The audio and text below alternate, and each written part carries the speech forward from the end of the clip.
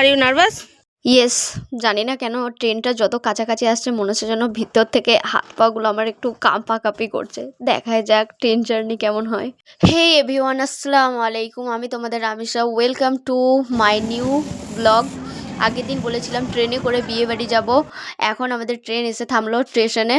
ট্রেনে ওঠা মাত্রই ট্রেনটি চলতে শুরু হলো। আর ট্রেনটি চলার শুরুতেই আমার জানি না কেন আমার ভয়েতে আমার পেট গুড়গুড় গুড়গুড় করছে। আর এইদিকে আমার বুনির দিকে একটু তাকিয়ে দেখো, এই বান্দা মানে কি বলবো, একটু পর কিছু না কিছু খেতেই থাকছে, আর নয়তো একটু একটু একটু পর কিছু না কিছু উদ্ভট উদ্ভট বকতেই থাকে। কি বকছে নেক্সট তোমরাই শুনে নাও। হ্যাঁ, বাঁকুড়া জেলায় বিয়ে করতে হবে, নাহলে হচ্ছে ট্রেনে করে কোথাও যাওয়া যাবে না। বাঁকুড়া জেলার কোনো প্রান্তে যদি থেকে থাকো তাহলে আমার বুনিকে যদি পছন্দ হয় তাহলে দেখতে পারো।